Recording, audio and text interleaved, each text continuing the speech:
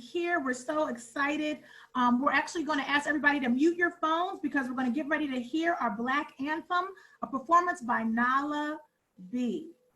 Lift every voice and sing till earth and heaven ring. Ring with the harmonies of liberty. Let our rejoicing rise high as the listening skies. Let it resound loud as the rolling sea.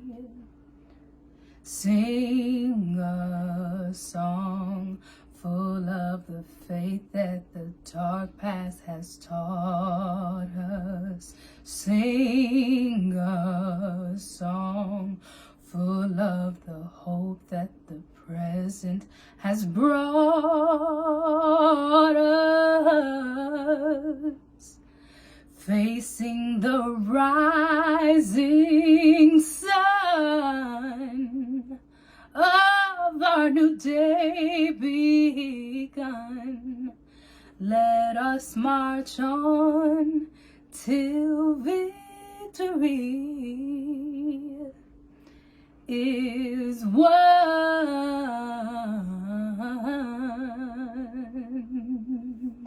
Thank you. Well, everyone, we are so excited. As many of you know, one of the most exciting things we have happening tonight is the presence of a major community leader.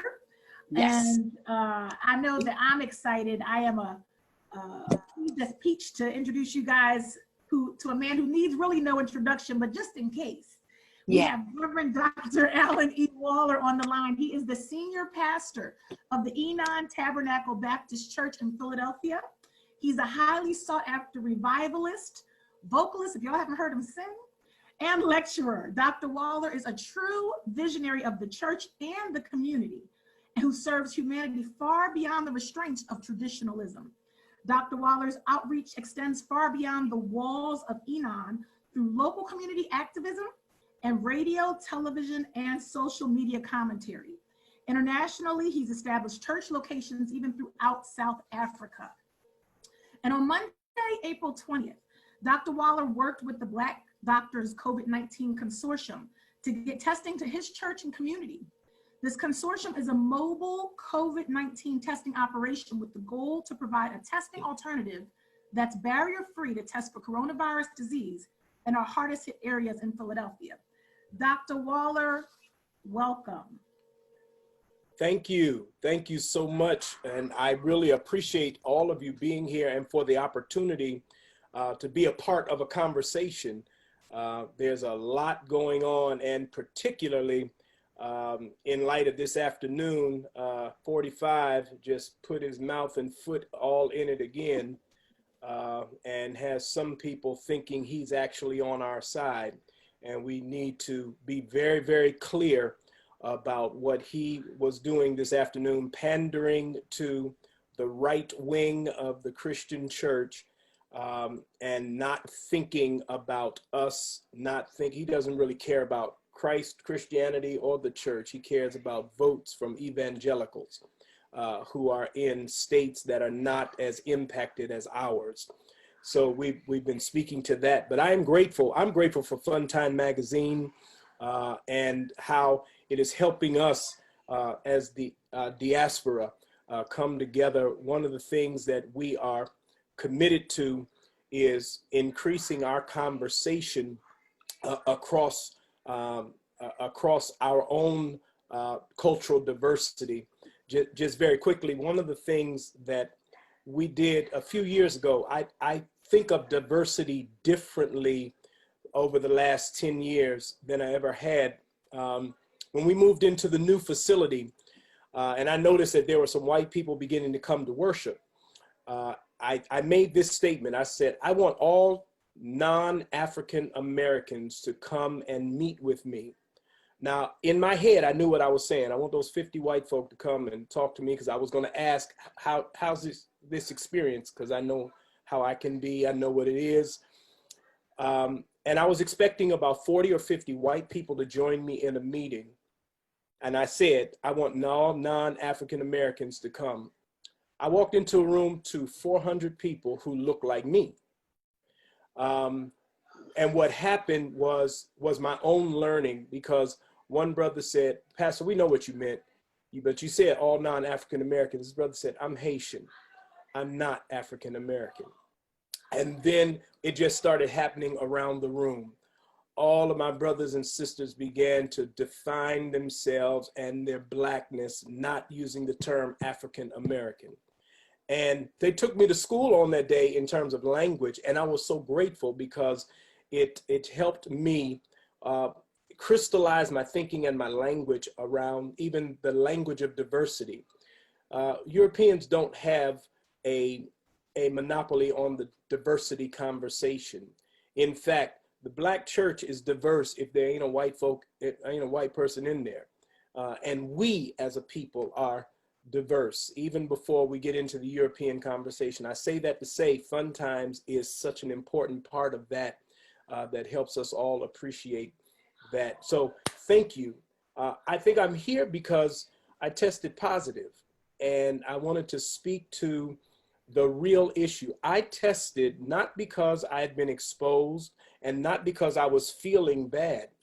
I tested because there were people there and there were some that were concerned about, the thing being stuck up your nose. And it's been consistent for me to model behavior that I'd like to see people do. I'll take you back to 2008 when we were doing a lot of AIDS testing. When the rapid AIDS test came out, I took a Sunday morning and took the test in the pulpit. And after I did the swab, we sat and we waited 20 minutes for my test to come out while we sang hymns. I say that to say that it's just sort of consistent. We like to model that behavior. That's all I was doing on that Monday. Said, let me just take it, show you all what it looks like, and then let's get people tested. The last thing I ever thought was going to happen was that I would test it positive. I'd been practicing social distancing. I think I'd been being responsible with the church. We shut down in terms of worship on that Sunday before all of this happened. And so when I tested positive, it raised my level of concern about what we've come to find out is 25 to 28% of the persons who are infected are asymptomatic. So it's not just what you see, it's what you don't see. Had I not taken that test, I would have been walking around able to shed and infect people. The problem that we're facing, I found two problems. After that, I was told 4 different things by 4 different professionals. And all of the response from the medical community is a response out of scarcity. There are not enough tests. So policy that is being put out is based on not enough tests, not ready for this pandemic. I was not able to get retested until last week. I mean, there were some people said you don't need to be retested. And then 3 days without a fever, you'll be fine. Well, I never had a fever. Then I was told 10 days, you'll be fine because you were asymptomatic. Then I was told 14 days and you can just come back out. As a pastor with a church, I'm thinking, and as an employer, I'm thinking, I've got to develop policy for my staff. And I think that policy needs to be test out. You got to test back in. Therefore, I had to press to get my second test. It finally did come back negative last week, but 4 different people gave me 4 different things to do because there's still not enough tests for everybody to get one. Until we are at the place where you can go get a test for COVID-19 like you can get a pregnancy test, and I'm not trying to be facetious, until it's just that um, available, we're not ready, particularly because there's a second wave that's going to come through in the fall. And so I honestly believe that the Lord allowed me to get it simply because my getting it would become news. I don't think that I'm special. I just happen to be the pastor of a large church, and therefore it became news. I'm not different. 25% of the people are just like me. But many of them would get it and not have symptoms, but nobody would put them on the news. So I believe that I was supposed to get it so that I could talk about it. That's number one. We have to be aware about that. We have to continue to press the issue of testing. And now the President of the United States, for political purposes, has muddied the waters this afternoon by threatening to override gubernatorial guidelines. And all he is doing is pandering, particularly in this state, he is pandering to the middle of our state and some of our suburbs to gain the support of right-wing Christians. My experience, I don't think there are any socially conscious Christians clamoring to get back in church. We're not going to go back in until the science says that we can. I suspect that will be later on this summer. And even then, I believe that the church needs to worry more about what Andre is going to be talking about. As I think I understand what he's talking about. You know, we've got to make sure these small businesses have money. We've got to make sure that they are operating. And we have to make sure, the last thing that I want any of my members to worry about is programming at the church while they're still trying to figure out, are their children going back to school in September? Do they have a job? What are the new guidelines for their work? I think that church is important. I think that worshiping God is important. But the way we prove that is how we serve people. So even when it's time to go back into worship, it's going to be methodical, thought out, and not so heavily programmatized that it causes the average member to have to think about church more than they have to think about their children, their job, their home, and their other socialization. I'd like to hear, what kind of feedback did you get from your congregation upon hearing this? Did it spark kind of now you're in our journey, or did it spark more fear? What was your congregation's response? Well, a couple of things. Number one, the congregation response was very loving and concerned, and I'm grateful for that. And I think that because we are a health conscious congregation. I'm kind of into sort of the extreme sport martial arts thing. So we kind of live out a healthy lifestyle. So it was somewhat of a, well, Pastor, if you got it, I really need to be careful. It's almost like Spike Lee in Mo Better Blues with Bleak, I won't sell it, you know. And so it was it was a wake-up call for all of us, because we know that we have been trying to do the right thing. So it reminded all of us, we got to take this thing a bit more seriously. It caused us to think about, we had a Black-owned business come in to do a decontamination of our buildings. And I was glad to be able to put his information out for others. And so he came in, and it caused us to really think about, you know, how we take care of our buildings, how we will take care of our buildings going forward. And our congregation, while they love God, they want to know that if I come back in there, do you understand the science, and do you understand how to keep me and my children safe? So it was a wake-up call for all of us. The congregation has been very resilient. in adapting to online stuff and feeding. So we do feed every day, and they have been very supportive, is a good word that I would say. So what do you say to those who are on the fence about whether or not they should return to their houses of, of worship?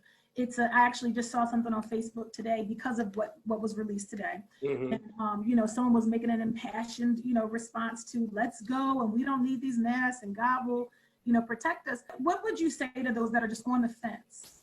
Yeah, well, one of the things that I would say is, we learn a lot about God's will from the actions of Jesus Christ. And so when the devil tempted Jesus, and one of the temptations was to jump off this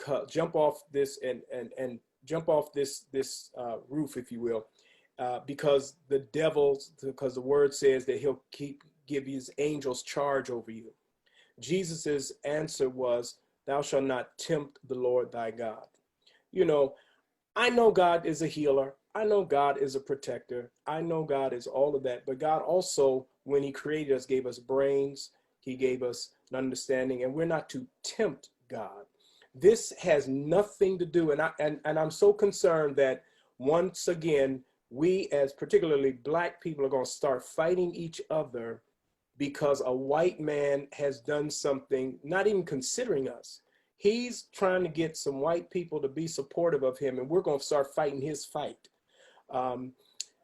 What we have to recognize is the science still suggests it's not time to gather in crowds.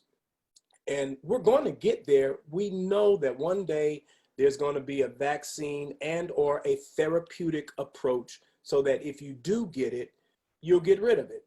One time there was measles. Now we don't have to worry about measles. So we've gone through this stuff. One day this will be to us like any other flu, and we'll know what to do about it. We're just not there yet.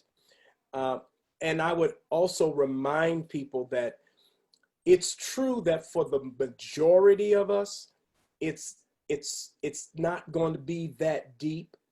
But we, particularly Christians and people who claim to be spiritual, have to think about the vulnerable. I have to think about the fact that I can probably walk outside and not worry about it.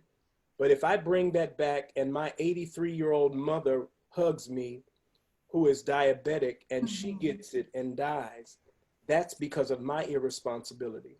Or my 1-year-old granddaughter, who we're seeing there's something like toxic shock or Kawasaki disease that is impacting the children, and we just don't know enough about it. We have to act with the other in mind. And so I would say to people, we're going to get there. It's not going to be much longer, but let's let the science catch up. I think our state has a wonderful approach, the green, red, and yellow. I do think that we shouldn't muddy the water with church stuff.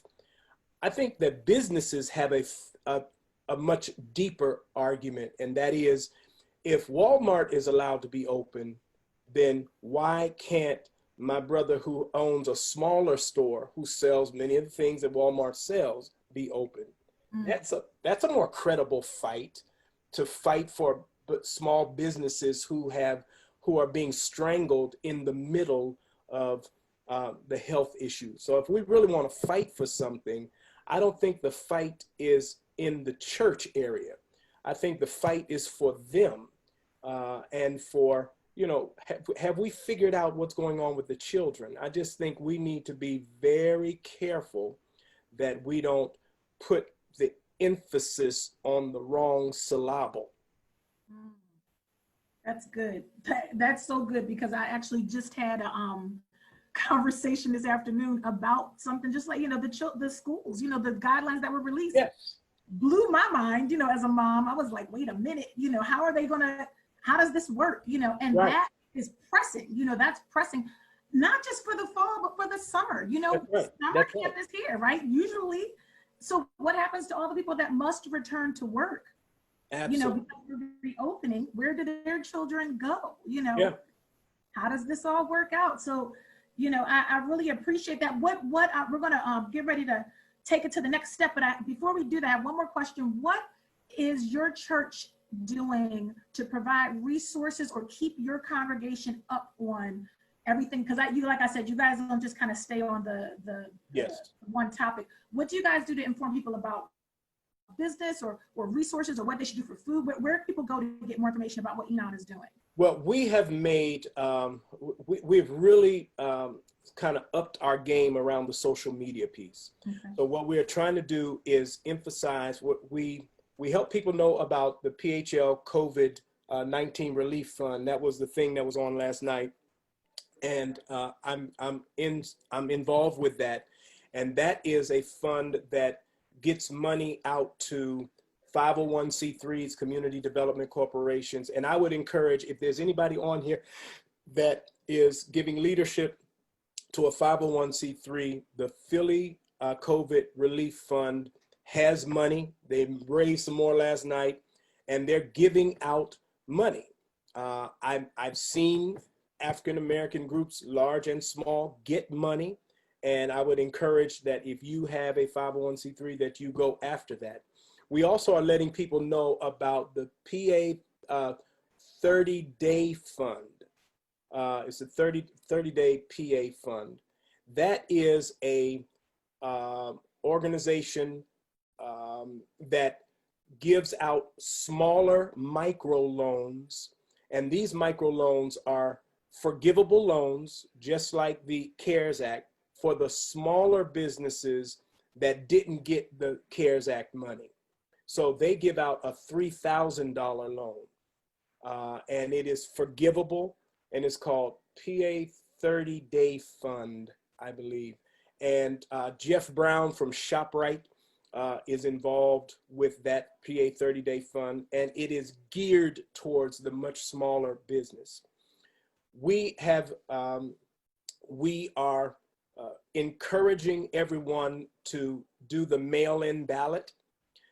And the reason that we're encouraging, particularly at this one, is because it's new to us, and in a relatively speaking benign primary, this will be the opportunity for us to find out what the holes are in the process. So we're encouraging everybody, just fill it out. Lots of people are scared. Is it going to be lost? Credible questions. So let's do it in this one and find out how it goes and what we need to pay attention to. We're also trying each weekend to emphasize a Black business that people can just be supportive of. Because we know that, when America has a cold, Black community has the flu. So, I try to mention someone on Sunday morning. We've been supportive of Royals. That's my favorite restaurant. And we go to Royals, and we are in partnership with Relish and the Bynums. And beginning this week, we are feeding frontline workers at 4 hospitals in the city and getting them food from there. We are doing feeding every day from 10 to 12. And that's anybody that needs to come. You'll get a bag that's basically breakfast, lunch, and dinner for a day for a family of 4. And we receive from people and give. So that's been pretty much self-sustaining. We try to use Tuesday night Bible study and Saturday evening with me and Facebook Live to just kind of get the word out. And that's pretty much what we've been doing. And trying to just keep people, what we'd like to call it is connected and covered.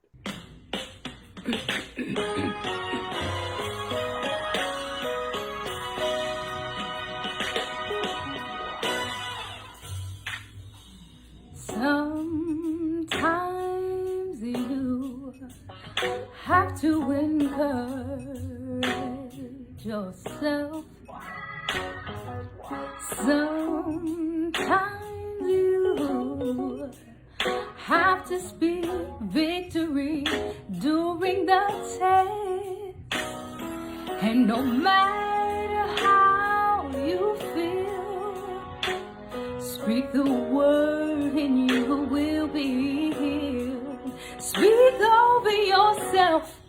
Encourage yourself in the Lord. Sometimes you have to speak the word over yourself. The pressure is all around, but my God is a present help. Oh, the enemy created walls, but remember, giants, they do fall. Speak over yourself, encourage yourself in the Lord. Let's do that again. Sometimes you have to speak the word over yourself. The pressure is all around, but my God is a present help. Oh, the enemy created walls, but remember, giants, they do fall. Speak over yourself, encourage yourself in the Lord. As I minister to you, oh, I minister to myself. This life can hurt you so, till you feel like there is nothing left. So no matter how you feel, speak the word and you will be healed. Speak over yourself, encourage yourself in the Lord.